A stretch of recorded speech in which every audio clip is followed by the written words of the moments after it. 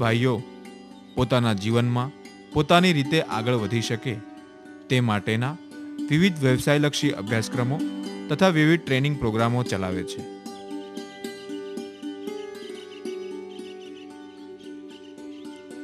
સાવ નાના પાયે શરૂ થયેલી આ સંસ્થા અત્યારે એક વટવૃક્ષ બનીને ઊભી છે. એવી રીતે હું અહીંયા આવી. હું નાની હતી ત્યારે જે બ્લાઇન્ડ સ્કૂલમાં ભણતી હતી ત્યાં ક્લિનિક હતું ફિઝિયોથેરાપિસ્ટનું. એટલે હું પણ એવું ઈચ્છતી કે હું ત્યાં દરરોજ જતી, એટલે હું પણ એવું ઈચ્છતી કે હું પણ ભવિષ્યમાં फिजियोथेरापिस्ट बनूं. एक तो ये प्रोफेशनल कोर्स है और एक ये बहुत ही नोबल प्रोफेशन है. जब हम एक पेशेंट ट्रीट करते हैं और उसके फेस पे जो स्माइल आती है वो देखकर हमें एक अलग ही खुशी मिलती है और जो रिस्पेक्ट हमको इस प्रोफेशन में मिल सकता है वो किसी और में नहीं मिल सकता. When I was young, no, from that time itself I was very interested to do something new. So mostly in our states all the blind students used to do just degree courses. So I am also interested in doing this type of nursing and all. So last I came to know that this course was is conducted just only for the blind. So I have chosen this. This is actually a professional course. So after finishing this, we can immediately get job. આ સંસ્થામાં અંધ અને અપંગ ભાઈઓ તથા બહેનોને શાળા કક્ષાએથી જ સારું શિક્ષણ મળી રહે તે હેતુથી પ્રાથમિક તથા માધ્યમિક શાળા પણ ચલાવાય છે. તદુપરાંત બહેનો માટે વ્યવસાયલક્ષી અભ્યાસક્રમો પણ અહીંયા ઉપલબ્ધ છે.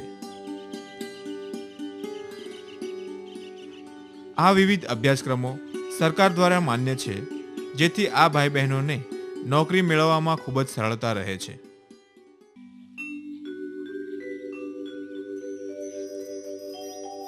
આ સંસ્થામાં ચાલતા વિવિધ વ્યવસાયલક્ષી અભ્યાસક્રમો પૈકીના હેર એન્ડ સ્કિન કેર જે માત્ર વિકલાંગ બહેનો માટે જ છે,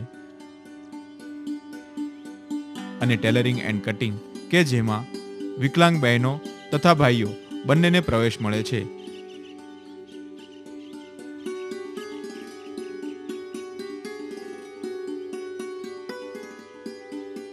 હેર એન્ડ સ્કિન કેરમાં સમગ્ર વર્ષ દરમિયાન બહેનોને વાળ અને ચામડીની સાર સંભાળ કેવી રીતે રાખવી અને વિવિધ આધુનિક ફેશનોની જાણકારી અપાય છે.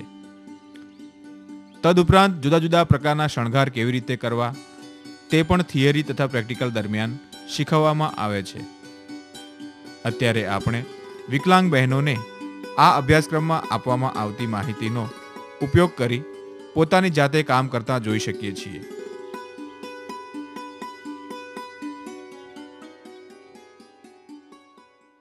તેવી જ રીતે ટેલરિંગ એન્ડ કટિંગના અભ્યાસક્રમમાં વિકલાંગ ભાઈ બહેનોને થિયરીમાં સિલાઈ કામની વિગતો, જુદા જુદા મશીનો વિશે જાણકારી, સિલાઈ કામ કરતી વખતે ધ્યાનમાં રાખવાની બાબતો, કાપડની પસંદગી, સોય દોરા કેવા પ્રકારના વાપરવા તેવી અતિ જરૂરી માહિતી આપવામાં આવે છે.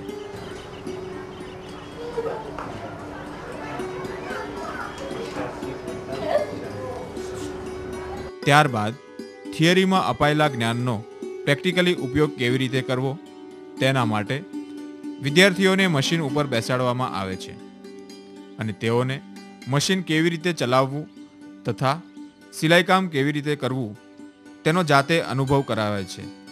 શરૂઆતમાં એકદમ સરળ અને સાદા ડાયાગ્રામ બનાવતા શીખવાય છે.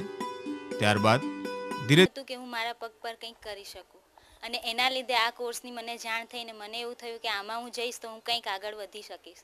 એના લીધે મને એવું બહારની દુનિયામાં હું કંઈક છું એવું બતાવવા પણ મારે કંઈક કરવું હતું. એના લીધે મેં આ કોર્સમાં એડમિશન. કેમ કે આ કોર્સ એવો છે કે આપણે ઘરે બેસીને પણ આપણે કામકાજ કરી શકીએ છીએ અને અમારા જેવા હેન્ડીકેપ લોકોને નોકરીની તકો તો હોય જ, પણ એમ કે કદાચ ના બી મળી શકે તો આપણે આ ઘરે બેઠીને આપણે આ કરી શકીએ છીએ.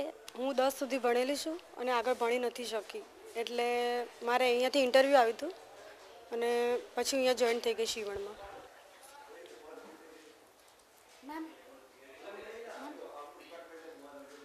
એ કહેવા માગે છે કે હું આ શીખીને પછી હું મારો પોતાનો ધંધો કરી શકું અને મારા બાળકોનું ગુજરાન ચલાવી શકું.